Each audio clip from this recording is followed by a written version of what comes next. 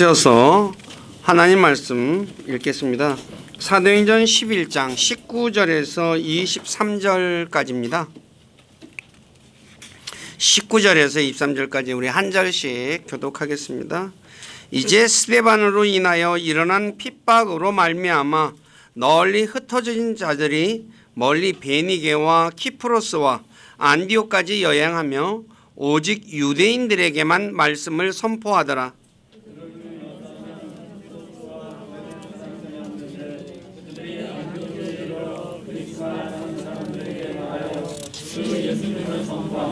주의 손이 그들과 함께함으로 많은 수의 사람들이 믿고 주께로 돌아오더라.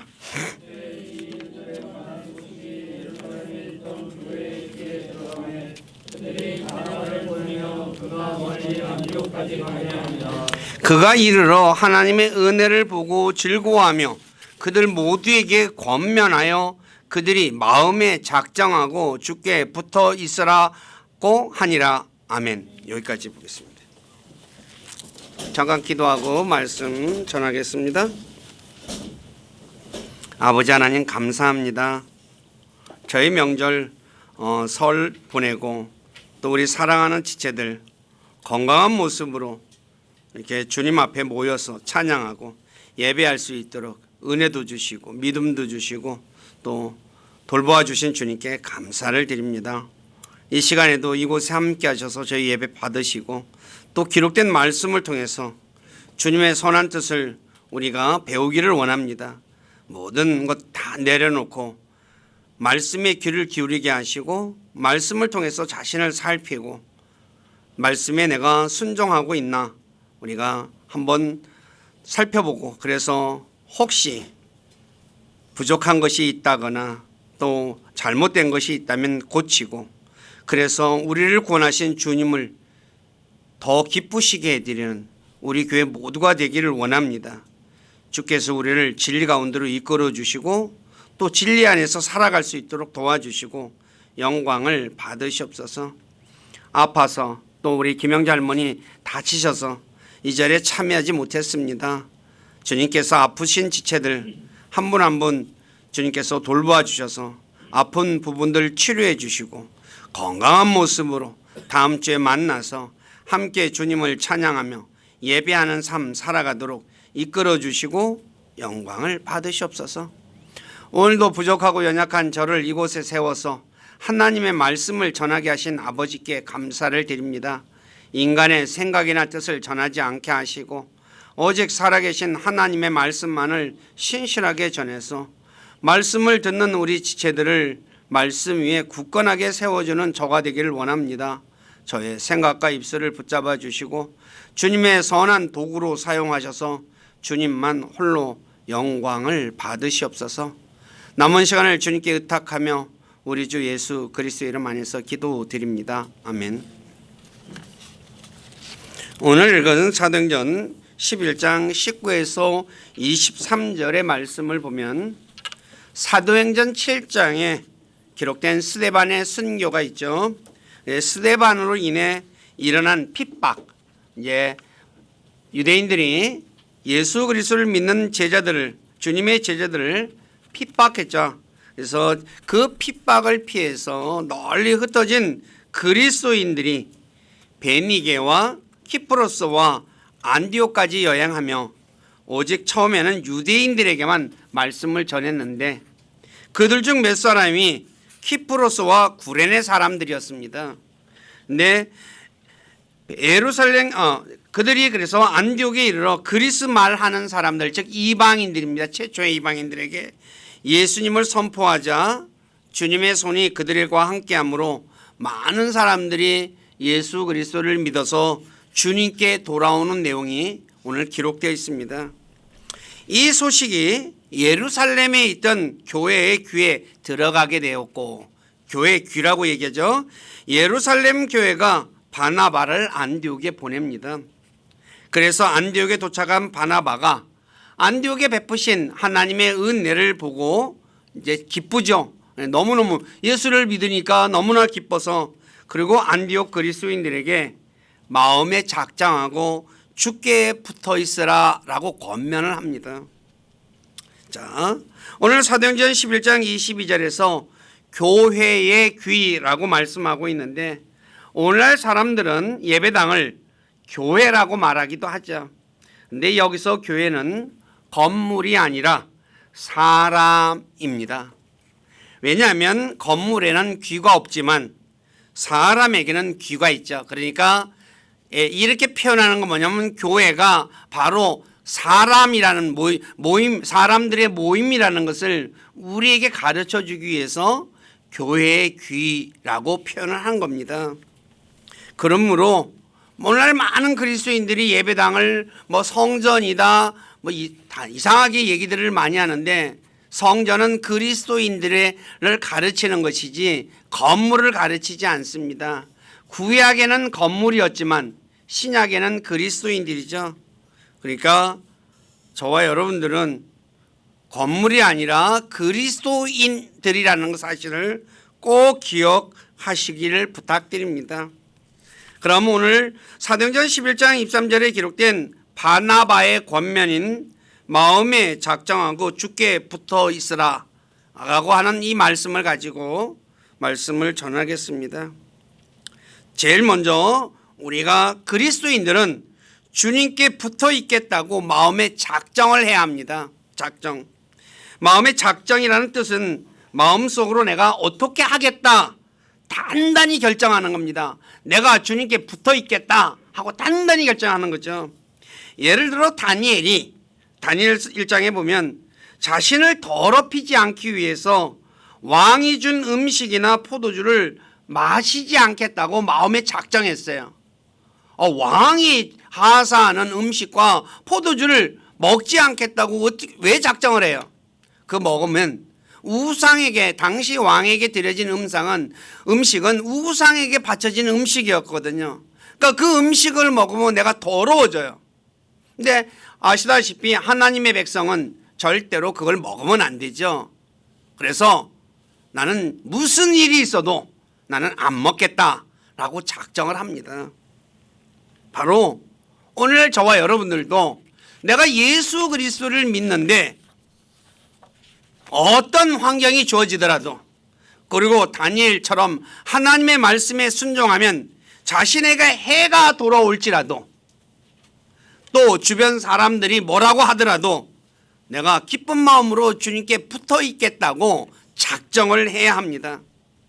오늘 저와 여러분들 예수 그리스도 믿고 나서 주님께 붙어 있겠다고 작정한 적이 있습니까? 아니면 작정한 적이 없습니까? 혹시 어떤 일이 있더라도 주님께 붙어 있겠다고 작정한 적이 없다면 오늘부터는 무슨 일이 있더라도, 내가 손해를 볼지라도 주님께 붙어 있겠다고 작정하는 분들이 되시기를 주님의 이름으로 부탁드립니다. 마음에 작정을 해, 단단히 결심을 해야 되는 거죠. 흔히 말하기를 작심삼일이라고 하죠. 새해 목표. 그런데 목표가 우리가 설령 지키지 못할지라도 다시 또 작정하는 거죠. 그래서 끊임없이 계속해서 내가 주님께 붙어 있겠다고 작정하는 삶이 되어야 한다는 거죠. 그러면 왜 마음에 내가 그렇게 작정해야 되느냐는 거예요. 작정하는 이유가 있어야 될 거 아니에요. 담배를 피우는 사람이 끊는 거는 담배를 끊겠다는 마음의 그런 의도를 가지고 하는 거잖아요. 술도 마찬가지고. 네. 이스라엘이 주님을 배신하고 떠난 것처럼 그리스도인들이 주님을 배신하고 떠나게 하는 것들이 우리 주변에 너무나 많기 때문이에요. 저와 여러분들은 세상 마귀가 그리스도인들로 하여금 예수 그리스도를 믿지 못하게 하듯이, 또 세상에 있는 것들을 통해서 그리스도인들로 하여금 주님으로부터 떠나게 하는 것이 너무나 많아요. 그런데 그것이 어떤 것이냐? 성경의 대표적인 것을 보면 우상과 음행과 쾌락이라는 거죠. 그래서 이런 것들이 우리를 유혹해서 우리로 하여금 주님으로부터 떠나게 만든다는 거죠.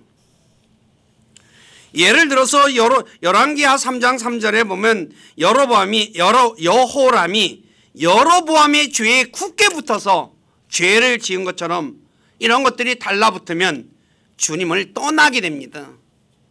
그래서 우리의 삶에서 이 아시다시피 여로보암의 죄는 열왕기상 12장 25에서 33절에 기록되어 있는데, 여로보암이 북왕국 왕의 최초의 왕이 된 사람이죠. 근데 이스라엘 백성들이 예루살렘에 가서 하나님께 경배하면 사람들이 자기를 떠나서 솔로몬의 아들인 르호보암에게 돌아갈 것을 염려해요. 지극히 인간적인 생각이거든요. 그래서 내가 금송아지 둘을 만들어 하나는 베델에 두고 하나는 단에 두고, 그리고 뭐라고 합니까? 금송아지를 가리켜 이것들이 너희를 이집트에서 이끌어낸 신들이다 라고 얘기를 해요. 이 말이 언제 있었습니까? 출애굽 시에 모세가 시내산에 올라갔을 때 아론이 이런 일을 했었죠. 근데 이 일이 똑같이 반복돼요.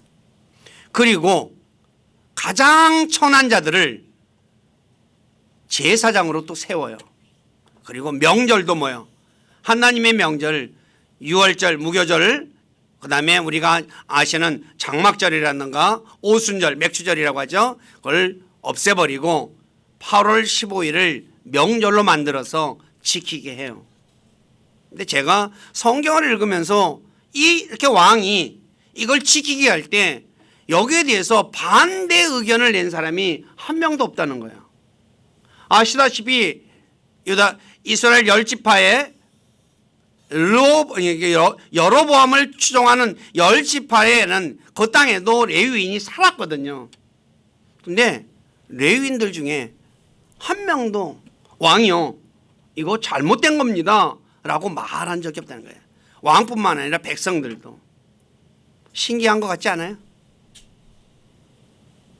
그렇다면 이스라엘 백성들이 예루살렘에서 하나님을 경배해야 되고, 또 레위인이 제사장이 되어야 되고, 명절은 하나님이 정해준 무교절, 그 다음에 맥주절과 그 다음에 장막절을 3번을 얼굴을 보이라고 분명히 말했거든요.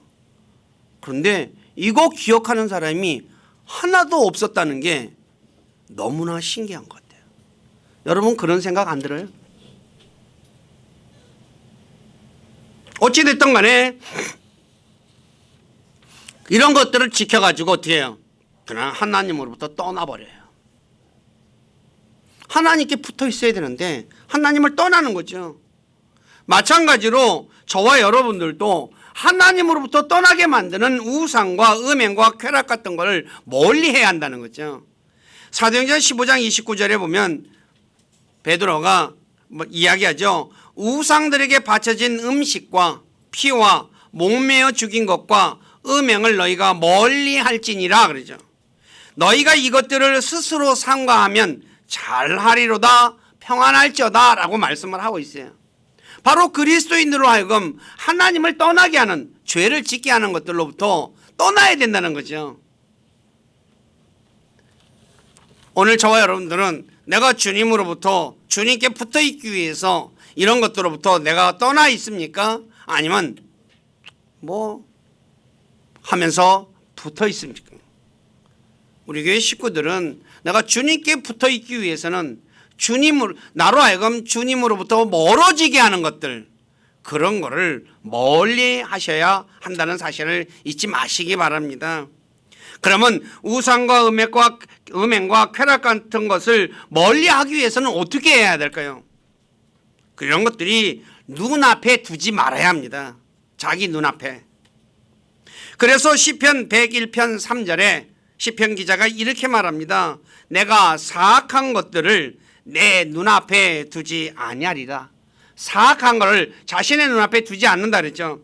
내가 곁길로 가는 자들이 행하는 일을 미워하오니 그것들이 내게 달라붙지 못하리라. 여기서 달라붙다. 왜요?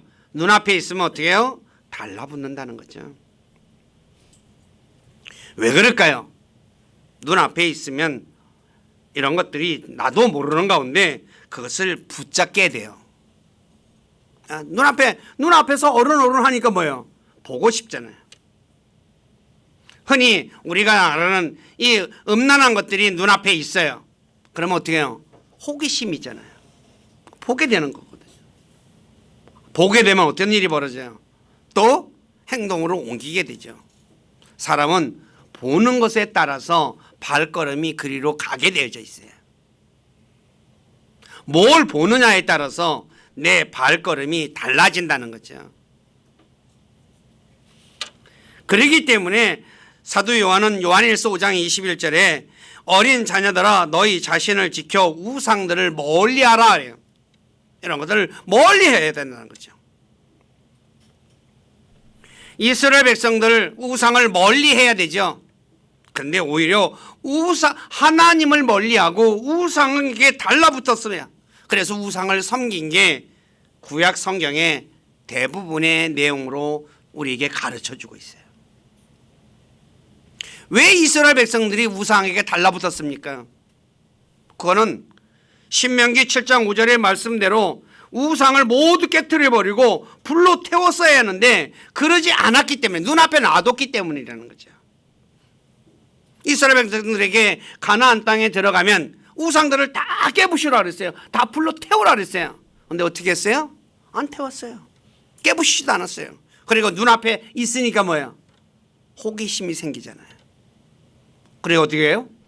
우상을 섬기게 되는 거예요. 오늘 저와 여러분들은 나 자신을 내가 주님으로부터 멀어지게 하는 것이 있다면 그것이 어떤 것이든 간에 그것을 멀리하고 주님께 붙어 있겠다고 작정하는 분들이 되어야 한다는 거죠. 그런데 우리는 어때요? 그런 작정 없이 아무 생각 없이 그냥 예배당에도 그냥 형식적으로 가고 그리고 나가서 어떻게 해요? 아무 생각 없이 살아가는 게 일반 그리스도인들이 대부분의 모습이에요. 그러니 하나님의 은혜를 누릴 수 있을까요? 없을까요? 못 누리는 거죠. 왜 저 사람에게는 하나님께서 진짜 하나님이 함께 하시는 것 같은데 왜 나에게는 안 할까 그래요? 왜 안 할까요? 이유는 딱 한 가지밖에 없습니다. 주님께 붙어 있어야 되는데 붙어 있질 않으니까. 자, 세 번째, 주님께 붙어 있어야 합니다. 여기서 붙어 있으라라는 단어가 영어로 클리브입니다. 달라붙다는 뜻을 가진 단어죠. 성경엔 모두 46번 사용됐는데 두 가지 의미로 사용됐습니다. 하나는 달라붙다이며 다른 하나는 쪼개다. 그러니까 어떤 장작을 쪼개듯이 이렇게 갈라지게 만드는 겁니다. 그래서 그 부분은 여러분들이 읽어보시고, 자, 내 흠정에서는 연합하다, 굳게 붙다, 달라붙다 이렇게 다양하게 번역을 했어요. 그래서 이 부분에 관해서 좀 더 자세하게 설명을 드리겠습니다. 붙어 있다라는 말은 결혼한 남녀가 연합하여, 여기서 연합하다는 단어가 클리브입니다. 부부가 어떻게 해요? 달라붙어서 하나가 되는 것처럼 그리스도인들은 주님께 달라붙어서 연합해서 하나가 되어야 한다는 거죠. 무슨 말인지 이해 가십니까? 네. 남자와 여자가 결혼해가지고 달라붙어서 하나가 되듯이 같이 하나가 되어야 한다는 거죠. 남자와 여자는 두 사람입니다. 그렇지만 결혼하면 한 몸이듯이 주님과 그리스도인들 역시 둘이지만 우리가 한 몸이라고 성경은 말씀하고 있잖아요. 이것은 에베소서 5장 31, 32절의 말씀을 통해서 우리에게 가르쳐주고 있어요. 이런 까닭에 남자가 자기 아버지와 어머니를 떠나 자기 아내와 결합하여 그들 둘이 한 육체가 될지니라. 이것은 큰 신비이니라. 그러나 내가 그리스도와 교회에 대하여 말하노라. 이 말은 뭐예요? 그리스도는 남편을 얘기하는 것이고 교회는 여자를 얘기하는 거거든요. 이게 창세기에 기록된 하나님께서 결혼의 신비를 대해서 이게 바로 교회의 신비에 관해서 우리에게 가르쳐 주는 것이죠. 그래서 성경은 에베소서 5장 30절에서 그리스도인들을 주님의 몸의 지체라고 말하는 거예요. 몸의 지체. 우리는 그분의 몸과 그분의 살과 그분의 뼈들에 속한 지체들이래요. 그러니까 주님의 지체니까 주님께 붙어 있어야 할까요? 말아야 할까요? 붙어 있어야 되죠. 오늘 저와 여러분들은 내가 주님의 몸의 지체로서 주님의 몸에 붙어 있어야 한다는 사실을 알고 있습니까? 혹시 지금까지 모르고 있었다면 이 시간 이후로부터는 자신이 주님의 몸의 지체로서 주님께 붙어 있어야 한다는 것을 꼭 기억하시기를 바랍니다. 붙어 있어야 돼요. 그리고 창세기 34장 3절에 세겜의 아들이 야곱의 딸 디나에게 굳게 붙어 디나를 사랑하듯이 그리스도인들 역시 주님께 굳게 붙어서 주님을 사랑해야 되죠. 오늘 저와 여러분들은 어떻습니까? 주님께 붙어 있어 마음을 다하고 혼을 다하고 생각을 다하여 주님을 사랑하고 있습니까? 아니면 아무 생각 없이 그냥 같이는 살지만 남남처럼 살고 있지는 않습니까? 결혼한 부부가 처음에는 열렬히 사랑하여 함께 있으려고 하죠. 결혼 딱 하고 나면 어때요? 멀리 떨어지려고 해요? 붙어 있으려고 해요? 붙어 있으려고 그래요. 그리고 회사를 가든 어딜 가면 뭐예요? 전화 계속하죠. 어디서 뭐 하냐고. 그런데 아기가 생기고 결혼 생활이 오래되면 나중엔 어떻게 돼요? 각방 써요. 요새 또 그게 대세라 그러더라고요. 네, 많은 그리스도인들이 처음에는 주님께 붙어서 주님을 뜨겁게 사랑해요. 예수 그리스도를 처음 믿었을 때는 진짜 뜨겁게 사랑하지만 시간이 지남에 따라 에베소 교회처럼 첫사랑을 잊어버리고 주님을 떠나 혼자 지내려고 한다는 거죠. 오늘 저와 여러분들은 어떻습니까? 주님을 처음 만났을 때 그 뜨거운 사랑을 유지하고 있습니까? 아니면 첫사랑 잊어버리고 좀 혼자 있으려고 하고 있습니까? 어떻습니까? 자기를 한번, 다른 사람은 필요 없습니다. 나 자신을 한번 잘 생각해 보십시오. 내가 주님 만났을 때 눈물 펑펑 흘리고 너무나 감격해서 감사하고 그냥 주님 없이는 못 살겠다고 다짐했는데 지금은 어떻습니까? 냉랭한 가운데 있지는 않습니까? 그렇다면 우리는 지금 심각하게 잘못되어져 있다는 거예요. 첫사랑을 잊어버렸다면 첫사랑을 다시 회복하시기를 주님의 이름으로 부탁드립니다. 그러면 왜 주님께 붙어 있어야 할까요? 이유가 있지 않습니까? 주님이 우리에게 원하시기 때문에 그래요. 예레미야 13장 11절에 보면 오늘 암송 구절입니다. 주님은 이스라엘 백성들이 자신에게 붙어 있게 하여 자신을 위한 백성이 되게 하고 하나님의 백성이 되게 하고 이름과 찬양과 영광이 되게 하려 하셨다라고 말을 해요. 그런데 이스라엘 백성들은 그것을 들으려 하지 않았어요. 너 내게 붙어 있어라, 붙어 있어라 라고 얘기를 해요. 그래서 뭐예요? 내 백성이 되고 이름과 찬양과 영광이 되어라 라고 얘기를 하는데 이스라엘 백성이 들어요, 안 들어요? 안 들어요. 싫어요. 저 혼자 살래요. 그러네. 마찬가지로 주님은 그리스도인들이 자신에게 붙어 있어서 주님의 백성이 되기를 원하시고 또 이름과 찬양과 영광이 되게 하려 원하십니다. 그렇기 때문에 우리 모두는 주님께 붙어 있어야 돼요. 에베소 1장 5, 6절을 제가 읽어드리겠습니다. 자신의 크게 기뻐하시는 뜻에 따라 우리를 예정하사 예수 그리스도를 통해 자신의 아이로 입양하심으로써 자신의 은혜의 영광을 찬양하게 하셨느니라. 그 은혜 안에서 그분께서 그 사랑하시는 자 안에서 우리를 받아주셨으니 그러죠. 아이로 입양해서 그 다음에 뭐예요? 우리를 하나님의 은혜와 영광을 찬양하게. 오늘 저와 여러분들은 주님께 붙어 있어가지고 주님의 백성으로서 주님을 찬양하고 주님께 영광을 돌리고 있습니까? 아니면 각자 도생한다고 따로따로 살고 있습니까? 왜 주님께 붙어 있어야 할까요? 두 번째는 주님께 붙어 있어야 살 수 있기 때문입니다. 주님이 이스라엘의 생명이듯이 주님은 그리스도인의 생명이십니다. 또 주님은 이스라엘의 날들을 길게 하시는 분이시듯이 우리의 날들을 길게 하시는 분이십니다. 왜 그럴까요? 모든 인간의 숨이 하나님의 손에 있다고 욥기 12장 10절에 말씀하고 있거든요. 숨이 하나님이 내 숨을 쥐고 있어요.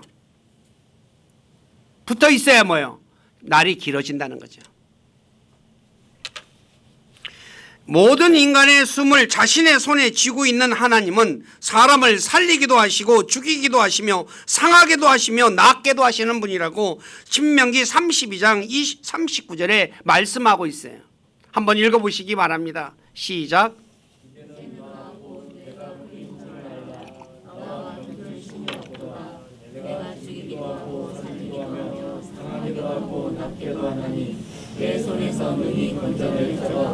네, 오늘 정치인들 보세요. 살려고 어떻게 누구한테 붙어요? 권력자에게 붙잖아요. 근데 하물며 우리의 생명을 쥐고 계시고 우리의 날들을 길게 하시고 우리를 낫게도 하고 상하게도 하시는 그분께 붙어 있어야 하는 것은 너무나 분명한 일이 아닙니까? 저와 여러분들은 그렇기 때문에 주님께 붙어 있어야 합니다.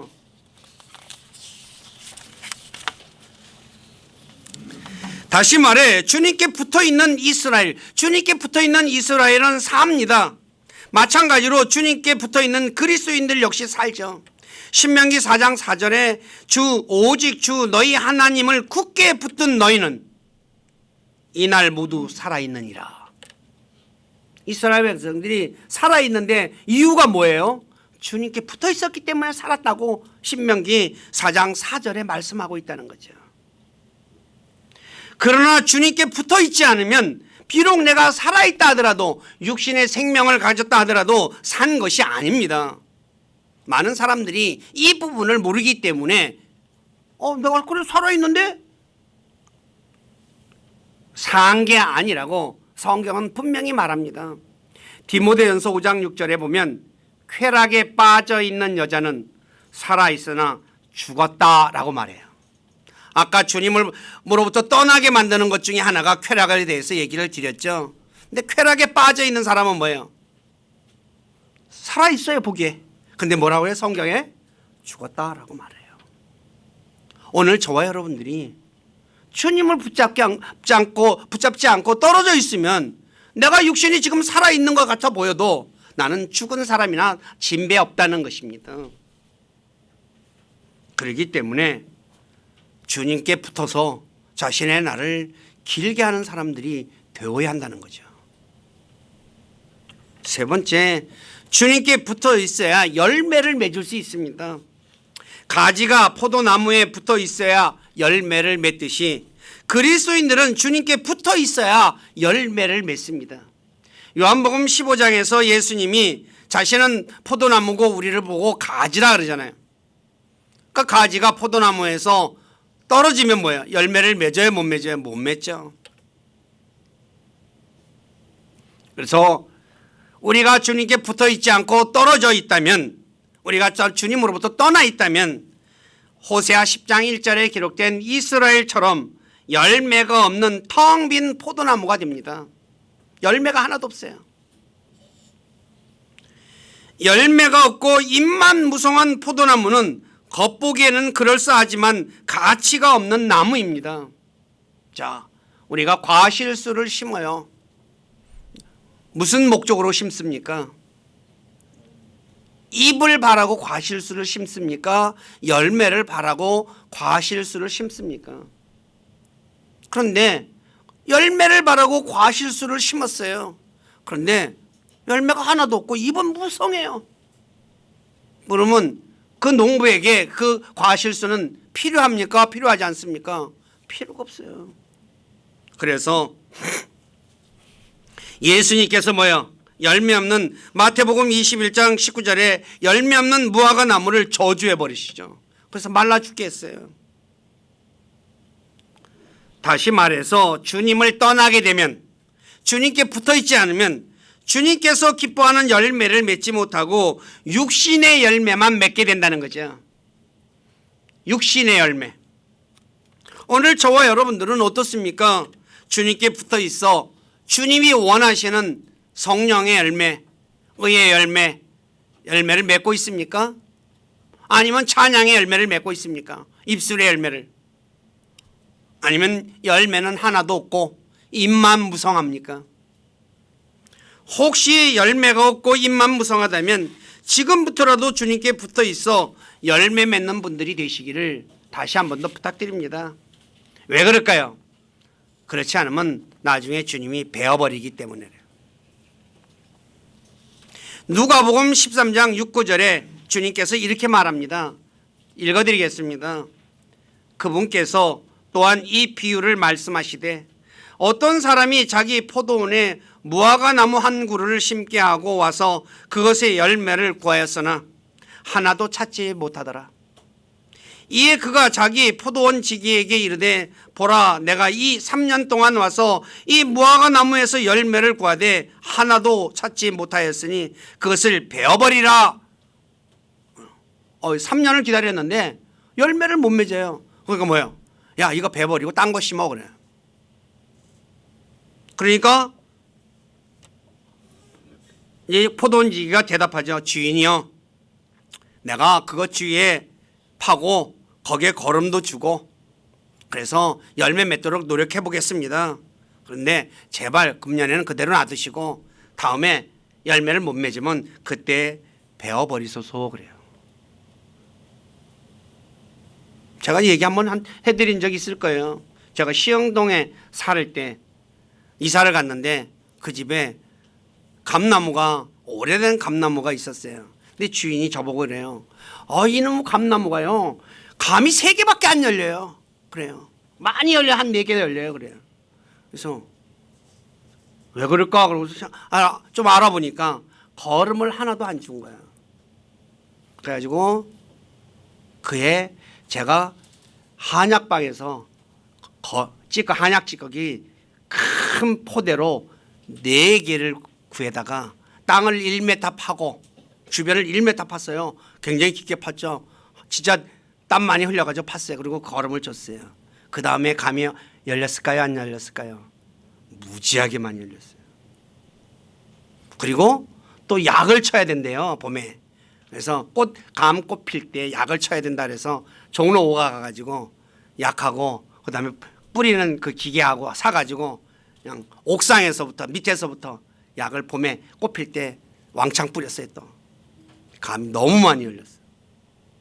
그래서 그 감을 진짜 맛있게 먹었는데, 바로 그런데 제가 그렇게 했어도 열매가 못 열었다면 어떻게 되겠어요? 에이까지 이거 쓸모도 없다 하고 쳐다보지도 않았을 거예요. 그래서 제가 주인이 아니니까 베버릴 수는 없겠죠, 그죠? 근데 주인이면 어떻겠어요? 이파리만 떨어지고 귀찮잖아요, 쓰는 것도. 그리고 베버릴 거예요. 마찬가지예요. 저와 여러분들이 하나님이 기다리셔요. 열매 맺으라고. 근데 열매는 안 맺고 엉뚱한 짓만 해요. 그럼 어떻게 할까요? 베어버림을 당할 수 있다는 거예요.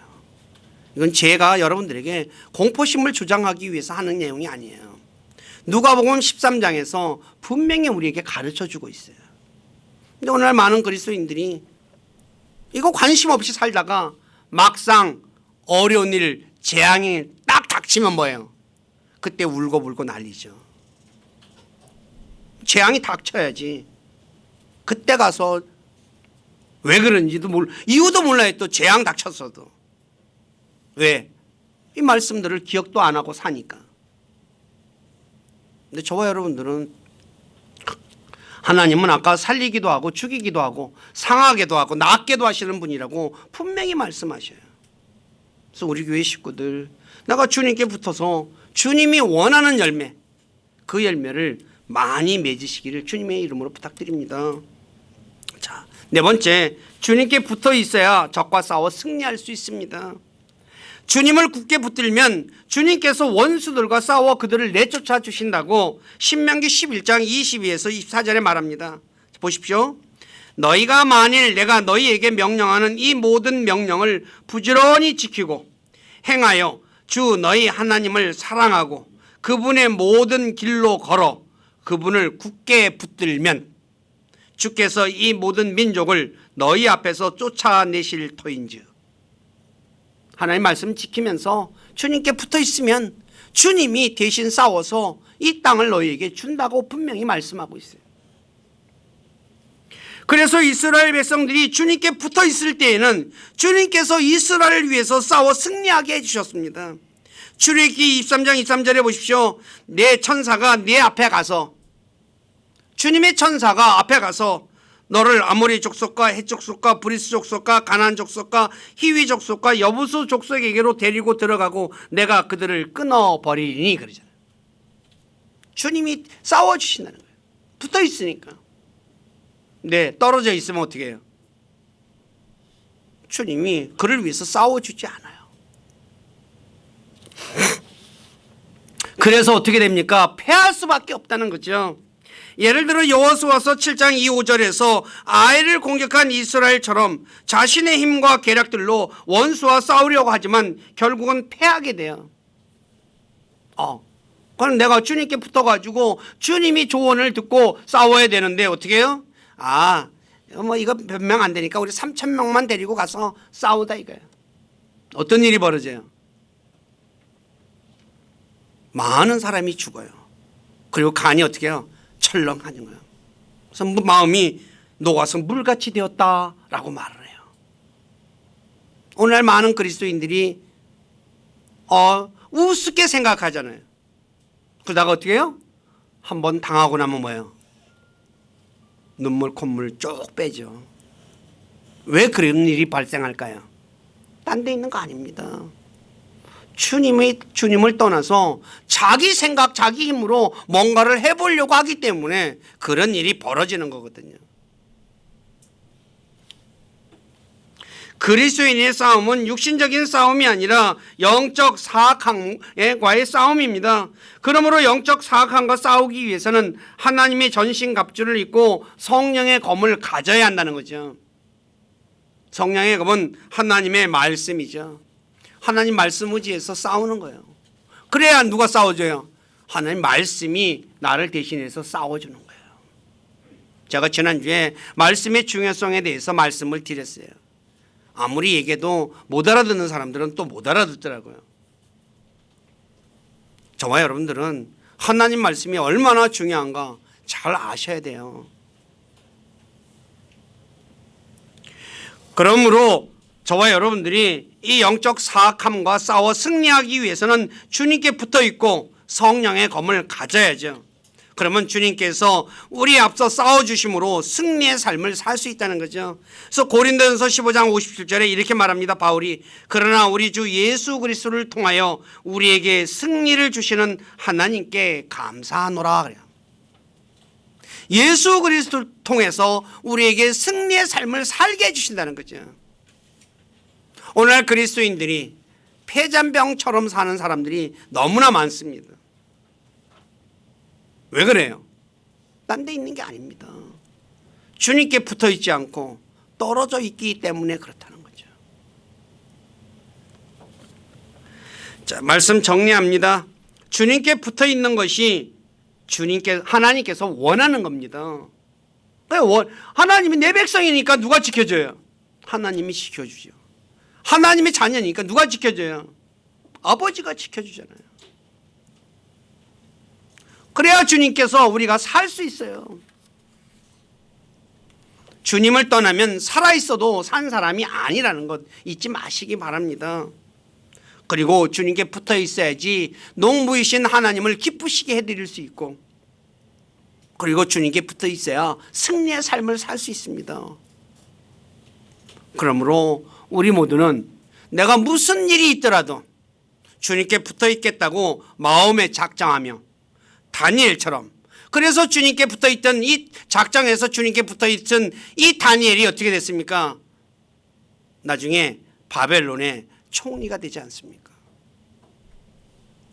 주님께 붙어 있으면 주님은 그 사람을 어떻게 합니까? 보호해 주십니다. 그리고 그 사람의 앞길을 열어주셔요. 그래서 주님은 그걸 통해서 자신이 영광을 받으시는 거거든요. 그래서 우리 교회 식구들 어떤 일이 있더라도 주변에 나를 어떤 것이 유혹한다 하더라도 주님께 꼭 붙어 있겠다고 마음에 작정하면서, 그래서 주님으로부터 오는 놀라운 은혜와 복들 가운데 사시는 분들이 되시기를 주님의 이름으로 부탁드립니다. 기도하겠습니다. 아버지 하나님, 오늘 부족한 자가 사도행전 11장 23절의 말씀, 바나바가 안디옥 교회에게 마음에 작정하고 주님께 붙어 있으라는 이 제목으로 말씀을 전했습니다.